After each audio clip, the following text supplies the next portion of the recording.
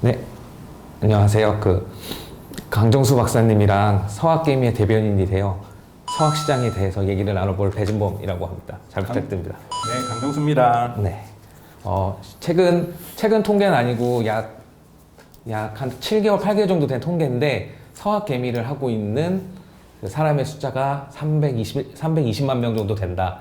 그 중에 20대, 30대가 60%다. 이런 통계가 있었는데요. 어마어마한 것 같아요. 20대, 네. 30대가 60%라는 거. 네, 근데 이제 320만 명이 그 서학 시장 붐이 야금야금 들어올 때라서 현재 계산하면 400만 명도 되지 않을까 이제 이렇게 얘기가 나오고 있는데 현재 사실은 주가 때문에 다들 많이 괴로워하고 있는 상황입니다. 사실은 서학 시장에 진출하게 된 계기는 우리 현재 국내 시장이 너무 불안하고 너무 변수가 많았기 때문인데 서학 시장도 사실은 현재 괴로움을 걷고 있습니다.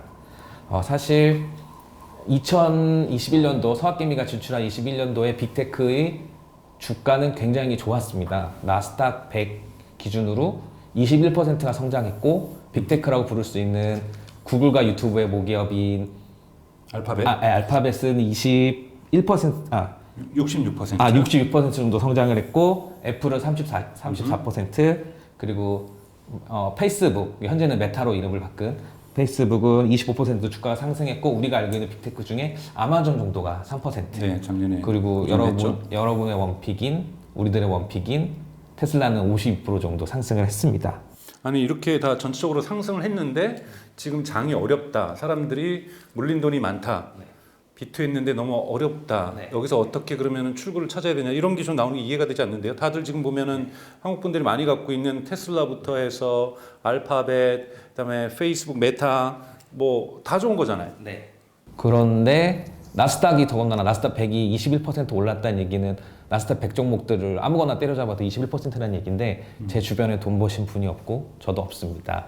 저도 번 돈이 없습니다. 그러니까 사실은 애플 사고 페이스북 사고 테슬라만 샀으면 네. 손해 볼 일은 없는 거잖아요. 네, 근데- 작년에 들어왔어도. 근데 작년에 들어왔을 때 뭐가 문제였냐면 사실 이게 돈이 많이 들어왔기 때문에 네. 돈이 많다는 얘기는 쓸 돈이 많다는 얘기고 빚도 끌어오고 뭐도 끌어오고 주가를 막 샀죠. 그때 어떤 얘기가 있었냐면 스토리 있는 주식만 사면 된다. 내러티브가 있는 성장주만 사면 된다. 그래서 모든 분들이 애플, 구글 재미없잖아요. 애플 스토리 다 알고 구글 스토리 잘 알고 본인이 스토리만 아는 기업에 들어갔던 거죠. 그런데 이제 상황이 많이 바뀌었습니다. 그건 뭐냐면 다른 주식도 샀다라는 건가요? 엄청 많이 다양한 종류로 샀겠죠. 이 주식을 당연히 갖고 있는 게 아니라 응. 우리는 항상 시장 이상, 21% 이상을 원하잖아요. 네. 그러면 뭔가 남들과 다른 길을 걸어야 되는데 네. 이제 그 길이 되게 그래서 그 길을 힘들어지게 찾기 위해서 예를 들자면 로블록스가 작년에 크게 오르긴 했었지만 네. 로블록스를 샀는데 되게 고점에 사가지고 고생을 하신다든지 네. 뭐 이런 사례가 있을 수 네. 있겠네요. 내러티브가 네. 처음부터 생기지 않거든요. 네. 성장하면서 생겨요. 네. 근데 그 내러티브를 먼저 알지 않는 한 으흠. 돈을 벌기 힘든 거죠. 내가 이미 내러티브를 알았을 때는 고점일 확률이 되게 높은 거죠. 다른 사람들도 다 알고 있는 거고. 네. 네. 현재 이렇게 시장 변화가 된 첫 번째 이유는 패드의 그 정책 변화 때문입니다. 어렵게 설명할 필요 없고요. 제가 아까 돈이 너무 많이 풀렸댔잖아요. 그 돈을 푼 사람이 패드인데 통화 정책을 통해서 패드가 이제 돈을 걷어들이기 시작합니다. 아니면 돈을 좀 적게 풀까? 첫 번째로 돈을 좀 적게 풀까? 아니면 금리를 올려서 돈을 걷어들일까? 적극적으로 돈을 걷어들일까? 이런 단계를 거치고 있는데 현재 돈을 적게 푸는 거 시작을 했고요.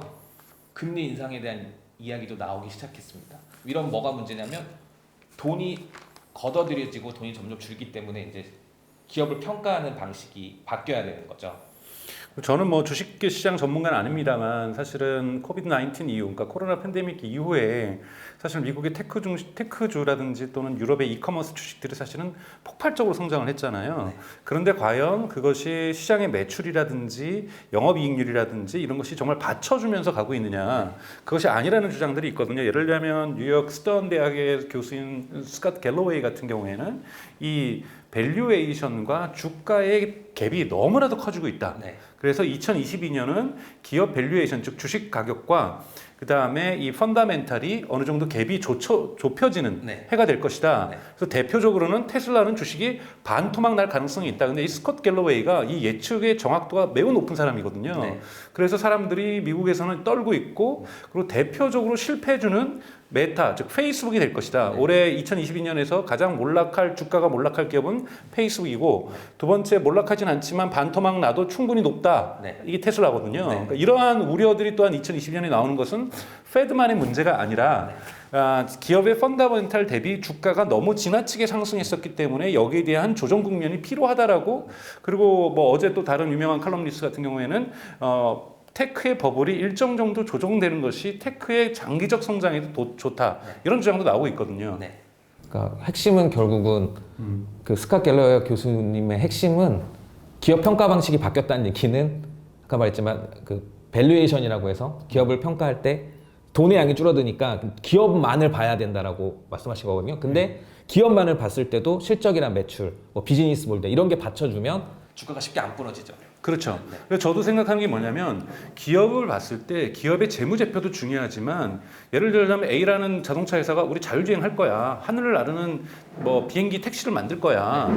그래서 막 주가가 올라갈 때가 있었단 말이에요. 근데 그거는 사실은 매출하고는 아무 관계가 없는 거거든요. 오히려 R&D 비용만 증가하면서 영업이익률을 줄어들이고 있죠. 근데 과연 이렇게 주가를 부양하는 식의 어떤 자율주행차에 대한 투자를 할 거야 또는 우리는 그랩에다가 투자를 했어 우리는 나르는 비행기 택시에다가 어떻게 투자를 했어 이런 것이 이런 비용 구조의 확대가 과연 이 흔히 말하는 불마켓에서는 어느 정도 통하겠지만 이제 실적이 중요하고 기업의 비즈니스 모델이 중요하고 넥스트 시장이 어떻게 전개되고 있고 여기에서 기업이 어떤 식의 어떠한 사업 구조를 갖고 있느냐에 대한 전망 없이 이런 것만 빰빠레만 이렇게 계속하는 거는 좀 이렇게 주가 부양했던 것은 조금은 거품이 꺼질 필요도 저도 있다고 생각이 들어요. 네, 그 대표적인 주식이 아마 테슬라가 될 것 같은데요. 테슬라는 제 생각에는 유동성이 엄청 많았을 때도 스토리가 있고 매출과 실적이 나왔던 기대를 받고 있고 그래서 사람들이 유동성을 회수하는 기간에 들어가더라도 테슬라는 될 거야 라는 믿음을 갖고 있습니다. 근데 그 믿음이 사실인지 아닌지 확인해 봐야죠. 네, 안도스 박사님과 얘기 나눠보면 좋을 것 같습니다. 네. 그래서 저는 사실은 이제 테슬라만 먼저 좀 얘기를 해볼까요? 네. 그러니까 테슬라를 얘기를 하려면 테슬라 자체에 대한 비즈니스 모델이라든지 수익 구조도 얘기를 해야 되지만 테슬라가 속한 마켓 이거는 일반적으로 우리가 보통 자동차 마켓이라고 하지만 좀 더 구체적으로 보면은 이 전기 자동차 마켓이거든요. 근데 전기 자동차 마켓이 과거에는 사람들이 이렇게 얘기를 했어요. 그러니까 공급이 그러니까 수요가 공급을 쫓아가지 못한다. 네.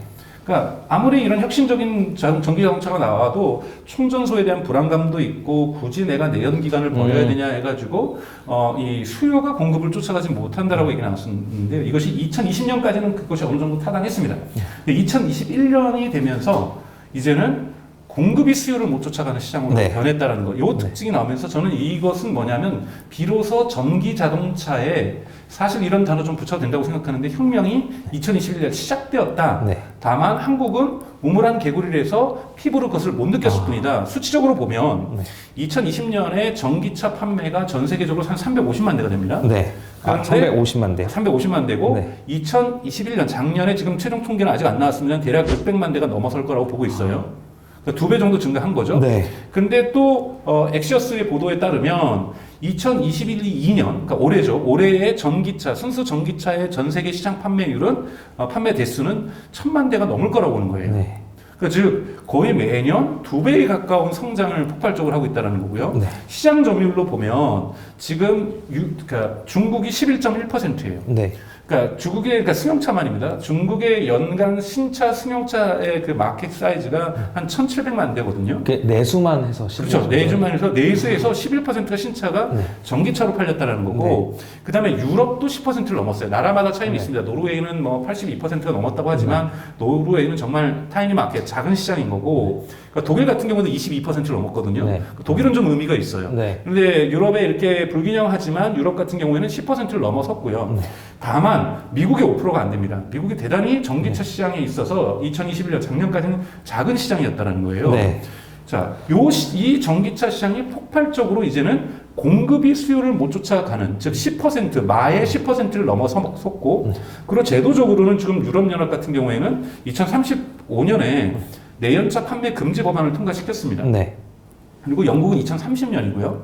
그리고 근데 미국 같은 경우는 2030년에 금지 법안은 아니고 바이든 행정부는 신차 판매 50%를 전기차로 하기로 했다고 얘기를 하고 있어요. 네. 하지만 캘리포니아라든지 네. 또는 워싱턴이 주도인 시애틀이 주도인 워싱턴주 같은 경우에는 2030년에 내연기관차 판매 금지예요. 네.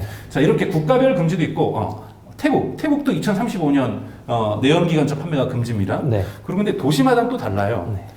파리라든지 로마라든지 런던 같은 경우는 2025년이에요. 네. 그때는 내연기관차가 도시로 진입을 아예 못하는 이런 상황이 있고요. 그러니까 이런 규제가 되게 강화되는 거죠. 네. 그리고 한국 정부도 지금 2050년이죠. 한국 정부는 2050년에 탄소 제로로 가겠다고 얘기를 하고 있어요. 네. 그러니까 점진적으로 제도적으로 가는데 여기에 자동차 회사가 메시지를 보내고 있습니다. 2025년부터는 아우디는 내연기관차 안 만들겠다고 선언을 하고 있어요. 네. 그럼 올해 지금 아우디가 지금 세일 많이 하거든요, 디젤차. 네. 그냥 이건 뭐 여러분들 아셔야 될 건 그냥 떨이죠, 떨이. 그러니까 2025년부터는 지들은 디젤차 안 만들 거면서 감히 2022년에 한국에다가 디젤차 세일하고 있다, 리스 판매하고 있다. 저는 이거 되게 아주 나쁜 행위라고 보고 있거든요. 네. 수리도 불가능하겠네요. 네, 뭐 수리도 하겠지만 부품도 구하기 어려워지겠죠, 점점적으로. 네. 랜드로버 내년부터는 내연기관차 안 나옵니다. 그런데도 랜드로버 한국에서 아직까지도 강남에 엄청나게 다니고 있잖아요. 이런 거 제가 보기에는 한국 사람들이 이걸 못 느끼는 부분인 거고요. 네. 그러니까 즉 대단히 빠른 속도로 중국하고 유럽은 전기차 시장으로 가고 있고 미국은 올해부터 본격적으로 갑니다. 신차, 픽업, 특히 SUV하고 픽업이 미국은 인기니까 네. 픽업 모델하고 SUV 모델만 13개 모델의 신차 모델이 올해 1월부터 판매가 시작 들어갔거든요. 네. 이러면서 이제 본격적으로 현대자동차 같은 경우에도 이제서야 비로소 미국에다 물량을 갖다 팔게 되는 거죠. 한국은 어느 정도 되나요? 한국은 작년에 7만 대 정도가 팔렸던 것 같아요. 네. 정확하게는 그 정도 팔렸는데요. 네. 8만 대 미만 팔렸네요. 네. 그리고 근데 현대기아차가 근데 왜 한국에는 이렇게 전기차가 안 돌아다니냐? 네. 현대기아차가 토탈로 합쳐서 2022년에 만들 차량이 27만 대밖에 안 돼요. 네. 그리고 작년에는 20만 대 당연히 미만이죠. 한 15만 대 정도 만들었어요. 근데 그 중에 10만 대를 수출했어요. 네. 그러니까 즉 한국에는 그냥 5만 대 정도 푼 겁니다. 그러니까 기아차가 5만 대 정도 풀다 보니까 5만 대, 6만 대 정도 풀다 보니까 안 돌아다니는 거죠. 가끔씩 눈에는 띄는데. 근데 그 이유가 뭐냐면 유럽에서는 규제를 시작했습니다. 즉 CO2 규제가 있어서 유럽에서 소나타를 팔기 위해서 엑센트를 아반떼를 팔기 위해서는 네. 전기차를 팔아야 되는 거예요. 네. 왜냐하면 이미 아반떼라든지 소나타 같은 경우는 CO2 규제에 의해서 CO2 배출량이 너무 많아서 이거를 총량으로 따지거든요. 그러니까 1년에 우리가 100대를 팔았으면 100대의 총량 CO2가 적어야 돼요. 네. 그러면 우리가 80대 소나타와 아반떼를 팔았으면 20대는 최소한 전기차를 팔아줘야 나머지에 대한 벌금을 안 받게 됩니다. 그러다 보니까 이 20대를 맞춰줘야 되잖아요. 네. 20%를. 네. 자, 이걸 갖다가 그러니까 만드는 족족 유럽에다 갖다 준 거죠. 네. 그러다 보니까 국내에서는 아이오닉 5라든지 EV6가 기아가 보기 어려운 거예요. 그러니까 그러다 보니까 한국에는 전기차의 시대가 아주 찔끔 왔다라고 사람들은 생각하지만 유럽이라든지 중국 같은 경우에 좀 어마어마하게 오기 시작하는 거죠. 네. 박사님의 얘기를 아주 거칠게 요약하면 시장이 엄청 커진다네요. 그러니까 다만 한국 사람들은 모르고 있다. 모르고 있는 거죠. 그러다 네. 보니까 실질적으로 전기차 시장의 위력을 모르는 겁니다. 예를 들자면 테슬라의 판매율을 보죠.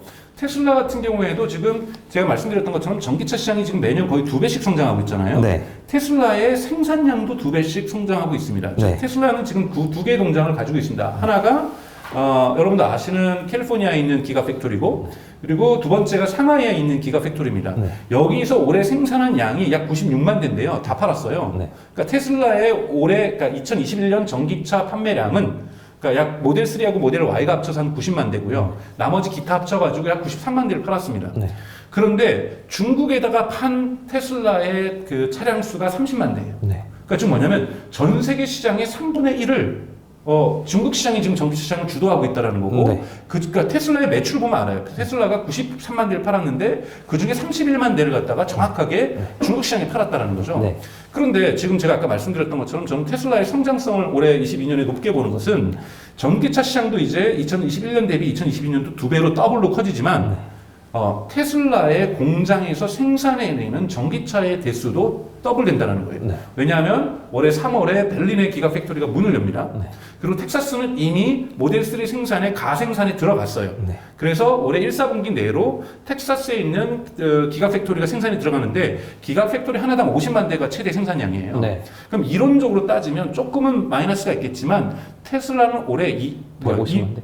150만 대보다는 200만 대 가깝죠. 4개 공장이니까. 네. 4개 공장이 풀로 돌아가면 네. 뭐 180만 대 정도 나올 것 같긴 한데요. 뭐 대략적으로 한 180만 대가 나온다고 해도 올해 93만 대 팔았으니까 2배 판 거예요. 네. 그러니까 즉 테슬라가 얘기하는 거는 뭐 많은 전문가들이 한국에 요즘 유튜브 보면 테슬라는 자동차 기업이 아니라 데이터 기업이다. 테슬라는 AI 기업이다. 이런 거 얘기할 수 있어요. 저는 이런 거를 우리가 보통 신화 잡음 뭐 네, 이런 책 소음. 있잖아요. 소음. 네. 소음. 잡음이 아니라 소음을 하면 이건 소음입니다, 여러분.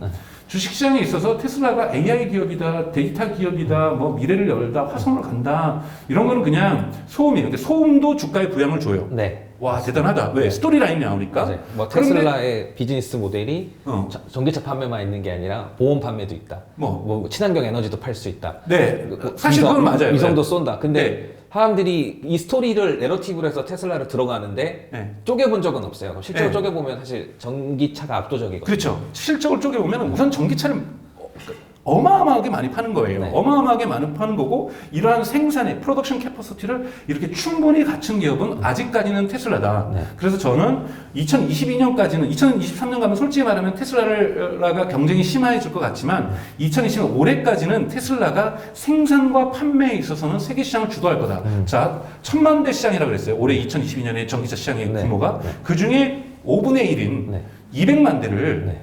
테슬라가 차지할 수 있다라는 거죠. 네. 그러면 시장 점유율 20%잖아요. 네. 근데 올해만 보면은 한 600만 대 규모에서 90만 대 팔았다는 거예요. 그러니까 네. 시장 점유율 규모에서는 결국 줄어드는 게 아니라는 네. 거죠. 그러니까 점유율 1위는 2022년에 유지한다. 네. 이 부분이 대단히 중요하다는 거죠. 네. 아.